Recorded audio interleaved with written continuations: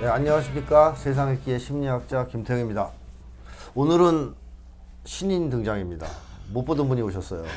자, 새로 오신 주재준 어떻게 호칭을? 예, 한국진보연대 정책위원장. 정책위원장인데 이고요. 전국민주행동 정책기획위원장입니다. 좀 더 자기소개 세게 좀 해주시죠. 그거 거기에다가 또 뭐 각종 대책의 정책기획위원장, 정책팀장 이렇게 맡고 있는 주재준입니다. 반갑습니다. 네. 예. 그리고 김장훈 선생님 여기 왜 오셨습니까? 그냥 이렇게 추임새 넣으려고. 예. 그 이제 이따 촬영해야 되는데 네. 온 김에 그냥 앉았습니다. 몸풀기. 네. 제가 강력하게 요청드렸습니다. 네, 어쨌든 반갑습니다. 자, 오늘 처음 일단 얘기를 해보고 싶은 것은 강서구청장 보궐선거 있었잖아요. 예, 얼마 그렇죠. 전에. 예. 평가를 좀 해주시겠습니까? 어떻게 보시는지? 예, 각각의 뭐 대통령과 국민의힘이 어떻게 보는지, 그리고 민주당과 또 진보정당 어떻게 보는지 이런 평가를 간단하게 좀 해봤으면 좋겠는데요. 우선은 이제 대통령실과 국민의힘과 관련해서는 뭐 조중동조차도 이제 오만과 독선에 대한 엄중한 심판 이런 얘기를 하고 있는데 그렇게 뭐 얘기는 평가는 안 하는 것 같습니다. 뭐 대통령실에서는 구청장 선거 하나 갖고 정권 심판론 하는 것은 오보다 이런 얘기를 하고 그리고 국민의힘에서도 뭐 비대위 구성 이런 얘기는 처음에는 나왔는데 전혀 없고 뭐 황골 탈퇴 김기현이 뭐 혁신하겠다 뭐 이런 정도 얘기해서 뭐 정책 변화 전혀 없는 것 같습니다. 결국 이제 오만과 독선 지속하겠다 이런 것으로 저는 느껴집니다. 그건 뭐 제가 예전부터 계속 여러 군데에서 얘기를 한 건데요. 이번에 선거 결과가 어떻게 나왔든 윤석열은 안 바뀔 거다. 바뀔 사람이 아니다. 그런 얘기를 했었고 윤석열이 반성하지 않는데 여기서 이걸 심판이라고 얘기할 수가 없어요. 그러면 윤석열을 까야 되지 않습니까? 이 새끼 너 때문에 이렇게 했어. 이게 안 되기 때문에 어차피 이 사람들은 반성도 안 하고 가던 길 그대로 갈 것이다. 그럼 민주당은 어떻습니까? 민주당이 좀 걱정이 돼요. 저는 사실은 민주당이 이번에 뭐 민주당이 정권 심판론이 통했다고 믿는다 이런 얘기거든요. 그러니까 정권 심판론이 통했기 때문에 자기가 당선됐다라고 하는 것은 사실은 이 여론조사에 보면 투표율과 득표율 따지면요 한 25% 받은 거거든요. 민주당이. 근데 25%는 어떤 거냐면 여론조사는 하면 25% 정도 나와요 지금도. 민주당 그럼 확장력이 전혀 없다는 거죠. 그리고 내년 총선에서 이렇게 확장력 없으면 결국 무당층 선거층 안 가면 국민의힘과 민주당 나눠먹기 150석 나눠 가질 가능성이 높아요. 그게 심판이냐라고 하면 절대 그렇지 않거든요. 다시 말해서 민주당이 잘해서 준 게 아니다는 겁니다. 그런데 이거를 제대로 알아서 더 혁신하고 더 바꿔야 되는데 여기에 행여나 이 정도로 안주하거나 자만하면 내년 총선에서 아마 암울한 결과를 앓게 될 거. 네. 같습니다. 그 얘기를 많은 분들이 하고 계시는 것 같아요. 민주당이 여기서 자뻑해가지고 그냥 얌전히 우리 눈치 보고 숨죽이고 있다가 총선 기다리면 이긴다 이런 식으로 생각하면 안 좋을 거다 이런 얘기를 많이 하고 있고 독이 될 수 있죠. 네네. 게다가 그때까지 윤석열이 가만히 있을 놈이 아니거든요. 그렇죠. 그래서 그거는 뭐 걱정 안 해도 될 것 같은데. 아니 뭐라든지 막 해서 하여튼 민주당이 뭐 힘을 못 쓰게 만들든가 계속 털 겁니다. 총선판을 흔들어 놓든가 뭘 할 거란 말이죠. 따라서 민주당이 지금 강경하게 투쟁하지 않으면 안 되는 상황인데 내부에서는 또 이 사익 추구형 정치인들이 많다 보니까 안주하는 사람들 이 정도면 됐다. 네, 그런 사람 많을 겁니다. 이번에 총선 결과 보고 이 정도면 됐다라고 하는 순간 그 국민의 심판의 칼날이 국민의힘뿐만 아니라 민주당에도 갈 수 있다. 그래서 분위기가 원래 단식하고 장외로 이렇게 나오려고 하다가 너 끝나면 도로 들어가는 그런 분위기 아니죠? 그래서 그게 문제입니다. 그게 지금 재밌어. 제가 나오다가 잠깐 들어가려고 그러는데 다시 끌어내야 됩니다, 지금. 사람이 한번 띠를 맸으면 맞습니다. 해야지. 잘 보시면 노조법 2, 3조도 원래는 이 추석 전에 이 국회 통과한다고 민주당이 큰 소리 딱딱 또 쳤거든요. 그런데 그것도 미뤘어요. 또 언제 할지도 모릅니다. 자, 그 민주당을 끌어내는 데는 또 진보정당이 상당히 중요한 역할을 해야 되는데 이번에는 별로 결과가 좋지 않은 것 같아요. 아, 예, 정의당이 1.8%, 진보당이 1.38%, 한 4% 정도, 1.38%, 1.4% 정도 받았고요. 녹색당이 0.2% 정도 받으니까 총 3.5%예요. 그러니까 딜레마다 딜레마. 사실은 굉장히 이게 심판론이 확대되면 쫙 빨립니다. 진보 정당이 진보당이 한 7%, 8% 많게는 그렇게 정도 나왔던 것 같은데 심판론이 확대되면 쭉 빨리게 되는 거예요. 그러니까 지난번에 진보정당 다 합쳐갖고 15%였잖아요. 그러니까. 근데 이번에 3%로 쪼그라든 거 아니에요? 나머지 10% 어디 갔어? 12%. 이게 심판론이 확대되고 그러면 이제 싹 빨리게 되는데 이게 이제 그 진보 정당의 설 자리가 매우 없어진 거죠.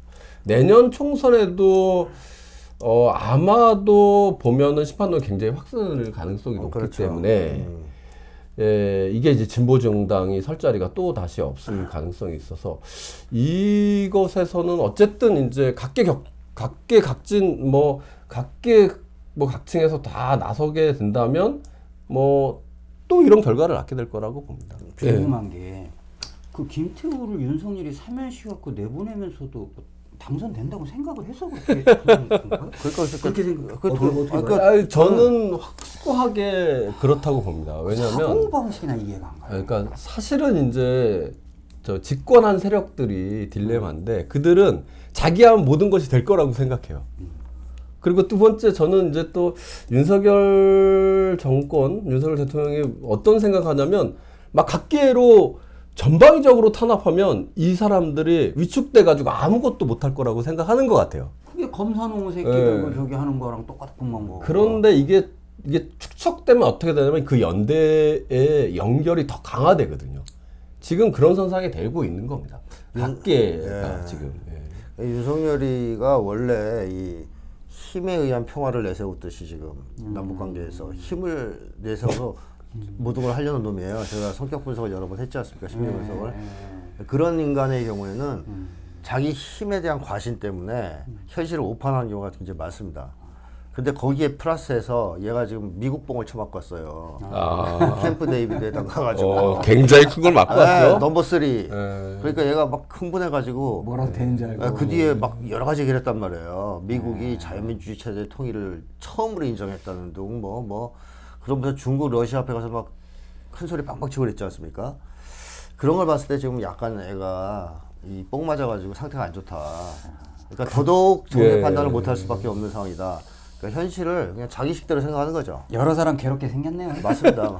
자만과 독선이 사실은 김행랑, 네. 김행의 청문회 파동에서 맞습니다. 그대로 나타났다고 봅니다. 이런 적은 없지 않습니까? 그래도. 네, 김태우와 김행남 둘이 아주 그냥 쌍으로. 근데 윤석열이 그러면 이게 이번에 정신 차릴 거냐면 아니라는 게 문제입니다. 어쨌든 그렇고요.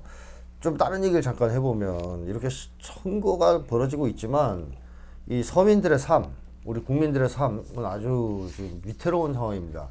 물가 폭등, 한국 경제가 위태롭다는 얘기도 계속 나오고 있고 9월 위기설 뭐 이런 얘기 있지 않습니까? 거기에 대한 얘기 좀 해주십시오. 이 사실은 이제 서민들이 지금 굉장히 고통스러워합니다. 특히 이제 물가 폭등이 이게 뭐 서민 물가뿐만 아니라 지금 여러분들 주유소에 가면 1,700원, 1,800원 바로 올라갔습니다. 이게 뭐 100개월 사이에 몇백 원씩 막 뛰고 있는데 문제는 최근에 이제 중동 사태 때문에 아마도 이 석유 가격 더 올라갈 거다. 전문가들은 지금 뭐 $100 선까지 올라간다는 거 아닙니까? 배럴당? 그러면 뭐 금세 2,000원까지 올라갈 겁니다. 그러면 서민들의 전반적인 물가, 지금 한국 물가가 한 3.7% 정도까지 올라갔거든요. 이게 기본적인 거는 석유값이 올라가는 것이 때문에 올라가는 건데 이게 더 올라가게 될 겁니다. 그럼 이제 서민들이 굉장히 어려워질 거고, 통계 작성 이후에, 그러니까 통계 작성 보통 80년대 하잖아요. 우리 경제 통계 작성 이후에 가계 실질 소득이 이번 2분기에 최초로 떨어졌어요. 3.9% 떨어졌어요. 이게 이제 물가가 올라가고 물가 올라가는 만큼 이제 임금이 올라가지 않으니까 실질소득이 떨어지는 거죠. 그런데 뭐 가격 올라가면 더더욱 어려워질 거다, 이런 얘기입니다. 그래요. 이렇게 이제 심각한 상황인데. 추경호 걔는 물가 잡힌다며. 그냥 어디 갔어? 계속 이제 상저하고 이런 얘기잖아요. 벌써 하반기 10월달이 넘어가고 있는데 하고가 어떻게 오는지 모르겠어요. 어쨌든 윤석열이 그렇게 폭주하는 한 그 밑에 있는 사람들이 반기를 들 가능성은 높지 않습니다. 이제 맞습니다. 이 분위기상. 내년 총선까지는 팍 죽어 있겠죠. 예, 그래서 누구도. 아주 강하게 오히려 폭거를 저지를 가능성이 있다. 폭주를 계속 할 수 있다. 이렇게 생각되는데 어떻게 보십니까? 뭐 당연히 폭주와 태행이 도를 넘을 겁니다. 그런데 이제 여기서 더 중요한 건 서민들이 또 시민들이 어느 정도의 이제 임계점에 달하느냐 이런 문제일 텐데요. 총선까지는 아무래도 이 경제 위기를 폭발 상황까지는 안 줄 겁니다. 지금 그러고 있거든요. 지금 자영업자의 가계부채가 1,043조 정도까지 됐습니다. 그리고 9월로 자영업자의 만기 도래하는 게 한 37조 정도가 됩니다. 근데 얘네들이 이제 경제가 어려니까 세수가 59조 정도 줄었거든요. 그러니까 이 세수가 줄으니까 사회복지 예산을 줄였고 그 줄인 예산 중에 하나가 만기 도래하는 그 37조 정도 되는 돈에 이 만기 연장을 중단시켰어요. 37조 정도의 만기 도래하는 것을 만기 연장을 중단시켰어요. 그러니까 지금 자영업자 1인 한 가구당의 가계부채가 4억 2천 정도 되거든요. 그런데 그걸 만기 연장을 중단시키면 그럼 그분들 이제 파산하는 거예요, 사실은. 네. 거리에 내앉을 수밖에 없고. 그런데 당면에서는 이제 총선이 있기 때문에 조금씩 이제 떡고물을 줄 겁니다. 그래서 경제는 더 어려워지기 때문에 내년 총선 지나고 나면 떡고물도 없을 거예요. 그럼 이분들이 이제 거리에 나서게 돼요. 총선 전까지는 어쨌든 경제가 파국으로 치닫는 거는 어떻게든 막으려고 미봉책들을 쓸 것이다. 예. 그건 이제 표 때문에 그러겠죠. 그렇죠. 하지만 그러고 나면 한국 경제는 폭망할 위험이 있다라고 봐야 되는 거죠. 더 황당한 건 이 와중에 세수가 막 감소되잖아요. 네. 그런데 법인세를 17조를 줄였어요. 사실상 부자 감세를 해준 거죠. 그러니까 어떤 결과는 어저께 조선일보 보도 보니까 대기업의 현금성 자산이 무려 62조가 늘었어요. 깎아줘가지고 이게 깎아줘가지고 이게 말이 안 되는 거죠, 사실은. 그래서 서민들은 이제 벼랑 끝으로 내밀고 이 대기업들은 이제 배를 텅텅거리면서 현금성 자산을 투자도 안 해요, 그 돈은. 그렇게 해준 대신 또 뭐 윤석열 쪽에서 뭐 있겠죠. 예. 그렇게 봐야 되겠죠, 당연히. 공짜는 없으니까. 자, 이렇게 나라를 완전히 망가뜨리고 있는 상황인데 또 사실 경제 파탄만이 아니고 전쟁을 불러올 가능성도 높잖아요. 지금 그걸 제일 걱정들 하는데 사고 칠 가능성이 높다, 윤석열이. 그 신원식이라는 인물 자체가 대단히 위험한 사람이거든요. 그러니까 윤석열이 북에 대해서 도발을 하고 싶어하면 말려야 됩니다, 국방장관은 사실. 그렇죠. 야, 성렬아 큰일 난다 그러다 이래야 되는데 그 기미만 보이면 가서 돌 던질 놈이야. 직접 삐라 던지고. 약간 또라이거든, 걔가. 이번에 그런 얘기 했잖아요. 신원식이 이제 그 전방 지역, 원래 9.19 합의, 군사 합의에 따르면 전방 지역에 일정 정도 이격하기로 했었잖아요. 정밀 자산 관련, 뭐 전략 폭격기나 정밀 비행기 이런 거. 이런 거는 다 일정 정도 이격하기로 했었는데, 그거를 이제 첫 번째로 9.19 합의를 이행을 포기한 게 아니라 부숴버리겠다 이런 파기하겠다 이런 얘기를 한 거죠. 그리고 배치를 하겠다 이렇게 얘기를 한 거잖아요. 이번에 합참의장도 비슷한 얘기를 똑같이 했단 말이죠. 그러니까 아주 강한 대북 강경 라인으로 지금 국방장관, 합참의장 등등 포진돼 있는 겁니다. 그 국방부 장관이 그 신나통이네, 일종의. 네, 신나통. 신나통. 네, 맞습니다. 내 친구 중에 옛날에 신나통이 있어. 신원식 국방장은 신나통이고. 신원식 신나통 맞네요. 신나통이고 윤석열은 이제 불쏘시개. 거기다 불 지르는. 그러니까 아주 지금 위험한 상황이에요. 위험한 상황이에요. 어떻게 될지 모릅니다. 자, 그런데 이렇게 된다면 방법은 하나입니다. 전쟁을 막기 위해서든 나라 경제가 거들나는 걸 막기 위해서든 국민들이 싸울 수밖에 없는데요. 할 수밖에 없는데. 맞습니다. 그거와 관련해서 오늘 뭐 할 얘기가 있어서 나왔습니까? 오늘 뭐 제가 나왔던 이유이기도 합니다.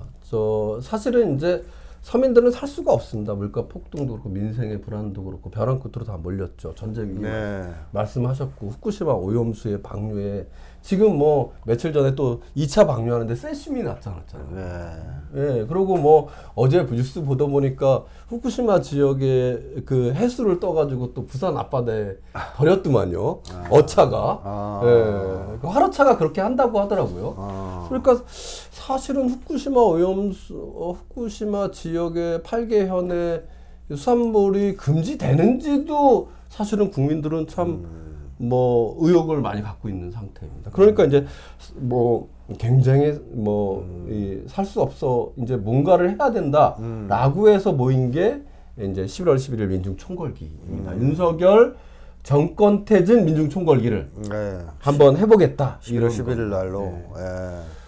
총궐기를 일단 하기로는 확정이 된 거죠. 예, 11월 맞습니다. 11일에. 노동자, 농민, 빈민이 다 모여서 결정을 했고, 그다음에 엊그제 이제 윤석열 정권 퇴진 운동본부의 대표자 회의를 통해서 11월 11일 윤석열 정권 퇴진 총궐기를 하기로 했습니다. 그리고 심지어는 이제 노동자가 15만 명, 윤석열 정부 들어서 최대 규모죠.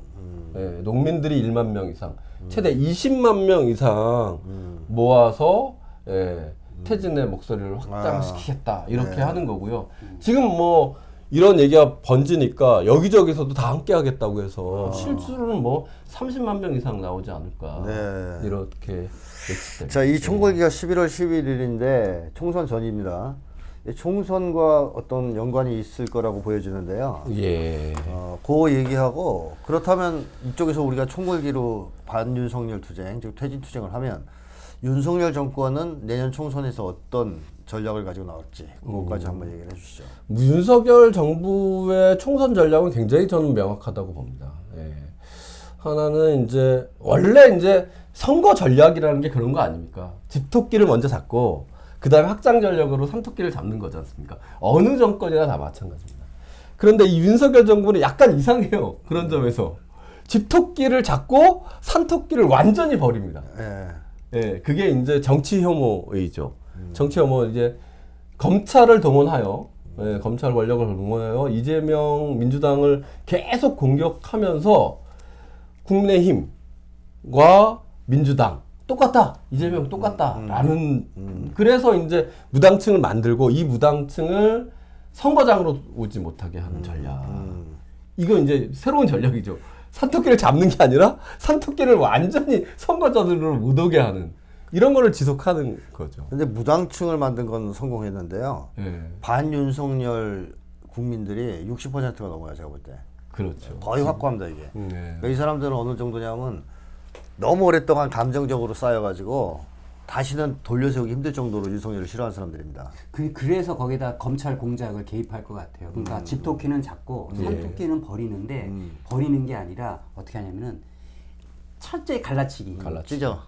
찢어놓는. 그래서 이제 여기에 이제 공작 이렇게 들어가는 거죠. 여러 가지를 뭐 할 거라고 봅니다. 네, 어쨌든 그런 이제 전략을 쓰고 있고 저는 또 하나가 공안정국 조성은 당연히 예견돼 있다고 봅니다. 지금 북풍설도 나오고 있고요. 그죠. 그 다음에 여러 가지 지금 그 검열 구조도 들어가고 있어요. 방심이라든가 이런 걸 뭐 TF팀 만들고 뭐 응원 클릭했다고 또 TF팀 만들고 얘네들이 아주 강력한 공안정국 조성을 위해서 지금 움직이고 있다. 그것도 눈에 보여지고 있고. 또 하나 좀 그 굉장히 중요하게 볼 것은 무당층 30%를 어떻게 얘네들이 이제 잡을 거냐 이런 문제인데요. 최근에 새로운 선택이라고 들어보셨나요? 발기인 대회를 막 했죠. 김종인부터 시작해가지고 뭐 양향자 의원, 전 금태섭 의원 이런 현 양향자 의원 해가지고 뭐 사이비들. 뭐 심지어는 뭐 정의당의 장혜영 뭐 의원들이 뭐 발기인을 참여했는지 아니면 뭐 저기 축사를 하러 갔는지 모르는데 사진은 다 나오더라고요. 이렇게 해서 제3지대를 만들고 있는데 저는 이제 김종희 뭐 하여튼 잔대가 굉장히 굴리는 분이잖아요. 다들. 근데 이 사람들이 그 무당층 30% 잡겠다고 나서는데 이 사람들이 어디를 보면서 나갈까? 지역권 돌파 어렵잖아요. 그렇죠. 그럼 지역권 돌파가 어렵다면 결국은 비례를 원할 텐데 비례한다면 지금 저희 국내임은 위성정당 뭐 금지법 이거 풀지 않겠다는 거죠. 그럼 뭐냐면 100석 이상 가지면 국민의당과 민주당 100석 이상 가지면 이제 위성정당을 만들 수밖에 없는데 그러면 새로운 선택 이런 사람들은 어디로 가냐는 거예요. 그럴 때 자기 독자적으로 가냐? 저는 그렇지 않을 것 같습니다. 아 그래요. 어떻게? 그럼 민주당으로 가거나 아니면 국내임과 이게 만날 텐데 저는 지금 상황으로 보면 국내임으로 가는 가능성이 매우 높다고. 아 이쪽이. 네. 근데 받아줄까요? 아니, 물론 모르겠죠. 근데 이제 다급하면 뭐 윤석열이 그런 카드도 쓸 수 있겠죠. 아쉬우면. 그러면은 이중대 정도를 만들겠죠. 그러면은 이제 아까 33% 하고 150석 정도를 잡고 그다음 그쪽에서 한 비례 2, 3석 정도를 받으면 180석을 가져가는 것도 이들의 이제 전략 중에 하나가 아니겠느냐. 이들이라고 하면 윤석열 뭐 국민의힘의 전략 중에 하나일 수 있다 이렇게 봅니다. 근데 모여있는 인간들이 너무 이게 비중이 없는 사람들이네요. 좀 뭐 이게 좀 옛날 철수 정도는 있어야 이게 영향력이 있지 않을까 싶은데 이 사람들이 뭐 여기저기서 이렇게 쫓겨난 사람들이 많아가지고. 그래서 저는 이제 최근에 이런 맥락하고 함께 그 역사 전쟁, 그 다음에 반공 정치가 하나로 모아진다고 봅니다. 공안 통치도 하면서 이게 한 거잖아요. 사실은 뭐 아까 말씀하셨지만 한미일 정상회담을 통해서 미국으로는 너무나 좋은 거거든. 그렇죠. 예, 미를 핵심 축으로 거기에 한국을 하위 축으로 배치하는데 그 미국의 70년 외교 전략이었었는데 그걸 계속 실현 못했잖아요. 한국민의 반대. 맞습니다. 그런데 그거를 윤석열이 내가 알아서 해결한다고 딱 하니까 미국으로서 너무나 좋고 일본으로서 너무나 좋은 거거든. 그렇죠. 미국, 일본 입장에서는 윤석열을 만한 사람이 없죠. 네, 맞습니다. 그렇게 보면은 사실은 뭐 미국에서도 지금의 전략, 지금 제가 말씀드렸던 180석의 전략, 이거 뭐 너무나 좋은 겁니다. 그리고 내각제까지 이제 완전히 총선 끝나고 개혁하면 뭐 일본의 자민당이 25%, 공명당이 5%로 30% 먹고 장기 집권 하잖아요. 70년 동안. 그런 것을 미국과 이런 뭐 저기 윤석열은 원하지 않을까 이렇게 봅니다. 그들의 전략은 사실은 단순히 그래서 내년 총선 전략이 아니라 매우 뭐 5년이 아니라 10년, 20년, 영구 집권 전략 말이죠. 굉장히 장기 집권 하려고 큰 꿈을 꾸고 있다. 맞습니다. 그래서 저는 역사 전쟁 뭐 이런 것을 이제 1년도 안 된 정권이 막 밀어붙이고 있다. 맞습니다. 이 애들이 한 번 먹고 끝내려고 이런 짓 하는 게 아니잖아요. 그런 정도면 이렇게 못하죠. 영원히 해먹을 생각이 있는 겁니다, 지금. 그 두 축을 정확하게 지적하셨는데, 하나는 공안정국을 만드는 거고, 이게 저는 기본이라고 보고요. 또 하나는 그거에 힘입어서 정치 공작을 통한 정계 개편 시도할 것이다. 그래서 내각제까지도 내다볼 것이다. 이렇게 이제 생각을 해야 됩니다.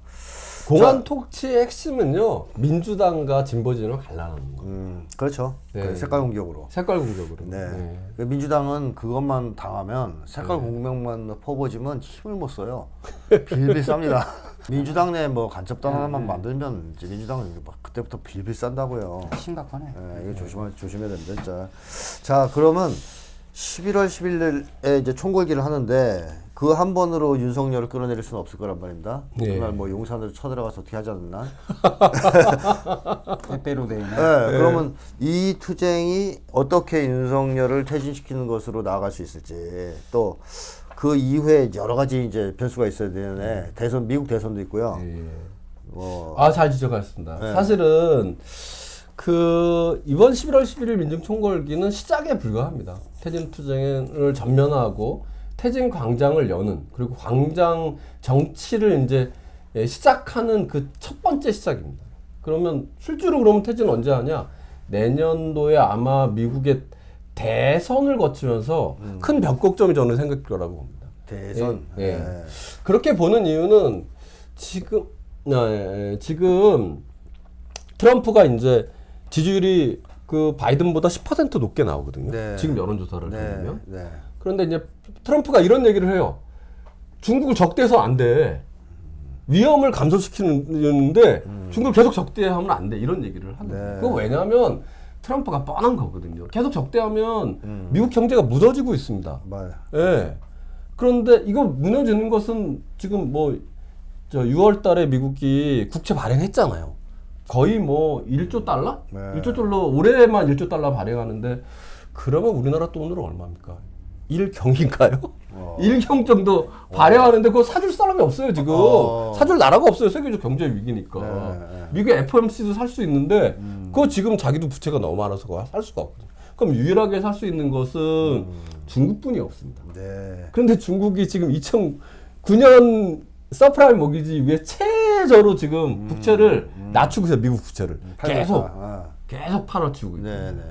그러면 어떻게 되냐면 미국이 지금 국채 이자 지금 뭐 장기 국채가 30년물이 지금 5%가 넘거든요. 오늘 직전에 보니까 10년물이 4.8%가 됐어요. 이게 무슨 얘기냐면 쉽게 말해서 1,000원짜리가 이제 팔 때 되면 800원이 된다는 거죠. 투매 현상이 일어나요.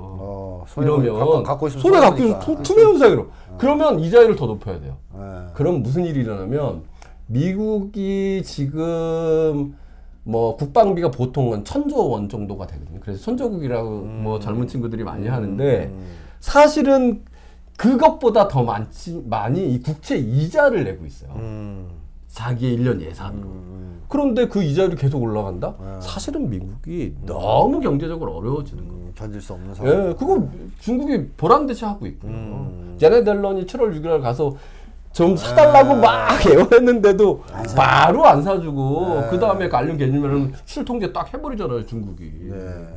그러니까 결과적으로 바이든도 내년 과정에서 대선 이기려면 지금처럼 중국을 적대할 수 없을 겁니다. 그러면 이제 무슨 현상이 나타나냐면 전 세계적으로 가장 중국을 적대하는 나라가 누굴까요? 사람이 그렇죠. 맞습니다. 이게 답이거든요. 이게 딱 걸렸거든요. 딱 걸렸어요. 예, 이게 무슨 얘기냐면 이게 딱 그런 미국은 중국을 적대하지 않아. 그런데 유일하게 혼자서 적대. 그러면 또 미국이 돌아선 걸 몰라요, 애가. 그러면 백도 못해요. 지금 상황 판단도 백도 못해요. 그러면 이제 보수층의 분열이 있습니다. 한국 사회. 조중동이 이제 그때부터는 이제 미국 편을 들겠죠. 그리고 지금도 삼성전자 같은 데는 지금도 그 반도체법 IRA 이런 것 때문에 정말 어려웠거든요. 경제적으로는 매우 어려워요. 지금 5% 이상 10년 내 5% 이상 중국에 투자를 할 수가 없거든요. 자기 공장에 생산의 60%를 중국에서 하는데 투자할 수 없으면 그거 다 고철덩어리예요. 그럼 얘네 눈치만 보고 있는 거죠. 그러다가 보수 분열을 하는 순간 그 사람들이 목소리를 내죠. 그렇죠. 그러면 그때 이제 돌파가 마련되는 거죠. 그래서 지금은 시작이고 본격적인 퇴진 운동은 결과적으로 내년 하반기부터. 그럼 그때 이제 그 부산저축은행 태블릿 이런 거 나오나?